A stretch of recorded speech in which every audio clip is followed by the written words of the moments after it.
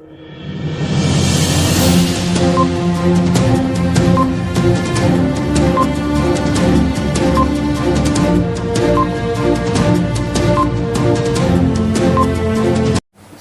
नोंथाङा मोनसे बेमारिखौ खोनानाय लोगो लोगो नायनो होननानै फैबाय दा बेनि बेलायावहाय दाहायनायनि खोथाखौबो नोंथाङा गासैबो बानजाबनाय खोथाखौ बुंदों दा बेनि बेलायावहाय नोंथाङा मा बुंनो सानो? गिबियावनो बे चेनेलखौ नायगिरि रायजो राजा आइफोर बिदा फंबाय गासिबो धन्यबाद थाबाय। दिनै आङो दाख्लैनि बेलायाव गोबां मिडियानि गेजेरजों बे नानि बिनानावनि सायाव आं माखासे निउसफोर हगारनाय नुदोंमोन आरो आंनावबो सौहैदों आरो जाय बिथां प्रकाश फंबाया दिनै बेखौ निउस न'आव फैलायनानै खस्थ' खालामनानै बिथाङा बे निउसखौ हगारदों बिथांनि सायाव जोबोद जोबोद धन्यबाद आरो बिथांनि थ्रुयैनो जों खबर मोनदों आरो दिनै आंबो बेनि थ्रुयैनो दिनै बेवहाय आं सफैनो हाबाय जे माखासे ट्रिटमेन्टआ जाजोब्बाय होनदों आरो दा माने चेकआपआव थांनांगौ आरो मुलि दावालिनि खनबासो जानांगौ होनदों। दिनै आङो न'खरनि अबस्थाफोरखौ नायनानै माने गोसोआव दुखु मोननाय मोनदों जे दा गावसिनि खरसाया थांदों जाहैबाय 3 लाखनि गोजौआव थांबाय होननानै गावसोर खोन्थादों। दुखुनांथाव दिनै गावनि थानो थाखाय अबस्था न' गंसेयानो मोजां गैयाबा बेमाराव 3 लाख थाखा गारनांगौआबोथ' मामुलि बाथ्रा नङा। दिनै बेखौ आं नायफैनायजों लोगोसे बे नानिनि जि मुलि बायनाय आरो बिदिनो लास्ट स्टेप माने ट्रिटमेन्ट खालामनाय बेवहाय नानिनि जि बेसेबां खरसा थाङो बेखौ आं होनो थाखाय आं राजि आरो मानो होननानै बुङोब्ला दासो देरफुनाय गथ' क्लास 7 फरायनाय बेहा गोबां फिउचार दङ। फिउचारखौ लानानै बयहाबो मोनसे मिजिं थायो। बेखौ लानानै आङो जि होनो थाखाय आवगायदों बेयो आंनि थाखाय माने गोसोआव देरगानाय नङा।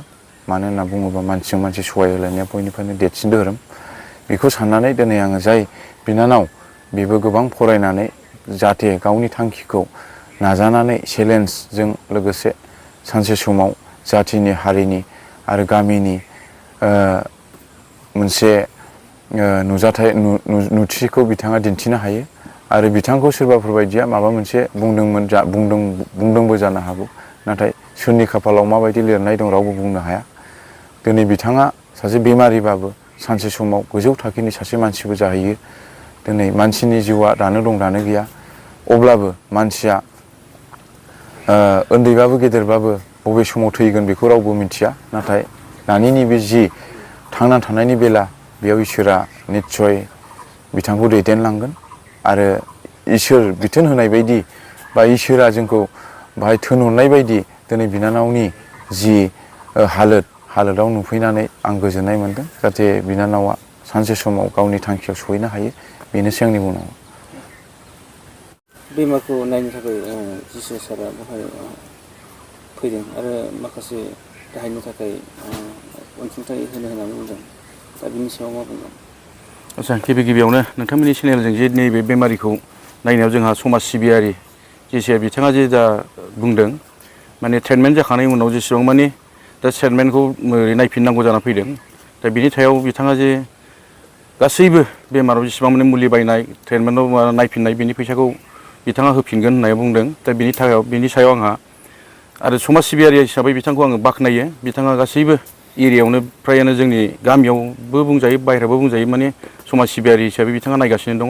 बिनि थाखायनो आङो बिथांखौ साबायखर होयो जाहाथे बिथांनि बे जाखिनि नैबे रिमि बरगयारि बिथांनो बिनि ट्रिटमेन्टखौ नायफिननायाव एबा ट्रिटमेन्टखौ एसे मुलि थुलि बायनायाव फैसा होबावनांगौ एबा नांबावगौ जानायाव दा बानस'ना होफैदों आरो बिथाङा माने बेबायदिनो नायलांबाय थागोन आरो बिथाङा सासे समाज सिबियारि हिसाबै आङो माने गामिनि जानानै बिथांखौ आं साबायखर बावो आरो। नोंथांनि मुङा? आंनि मुङा मनिन्द्र नार्जारि। ओमफ्राय बे बेरामखौ फाहामनायावहाय बेसेबां बायदि थांखो? 3,20,000 बायदि 3.5 लाखसो बायदियानो थांबाय आरो। दा नानिया मा नाम आरो बबे स्कुलाव फरायो? नानि नामा रिमि बरगयारि होनो सार ओमफ्राय मा होनो दा क्लास 7आव फरायनो मोनाखै स्कुलाव थांनो मोनाखै ओमफ्राय दा एडमिसन खालामनानै दङ। ट्रिटमेन्ट खालामबावनांगौ नामा? ट्रिटमेन्ट खालामबावनांगौ सार। आसलथे मा जाना दं? माबा एपेन्डिक्स अन्थाइ मा होनो बेखौ टिउमार ना माबोरै होनो। बेबायदि जादों। गेजेर ससेयावहाय सोरबा सोरबा अनसुंथाइबो होफैयो। अनसुंथाइनिफ्राय रावनिफ्रायबो मोनाखै सार। सरखारनिफ्रायबो मोनाखै सार। न'आव ओरैनो दाहार लानानै माबा एसे एनै बिदिनो जाथि खुरमानाव एसे एनै EM MLA फैदोंमोन दा? फैयाखै सार। होफैदोंमोन दा? हरदों? हरनाया माने बिनानै लायनाय जादों सार दाख्लैहायसो। ओमफ्राय दिनैदि सासे समाज सिबियारि नोंसिनि गामि खाथिनि जिसु समफ्रामारि बिथाङा दिनैनिफ्राय जा बेमारनि दाहाय बावनांगौबा मुलिफोरनि खरसाखौ होजोबगोन होनना बुंदों। बिनि सायाव बिथांखौ मा बुंफिननो सानो? आं बिथांनो मा होननो, बिथाङा नायथोंसै, गोसो गोरबोनिफ्राय अननाय थाबाय। बिथांखौ मा साबायखर बावनो सानो? साबायखर माने अननायजों माने साबायखर बावनाय जाबाय आरो सारखौ। गोजोननाय मोन्दों। गोजोननाय मोन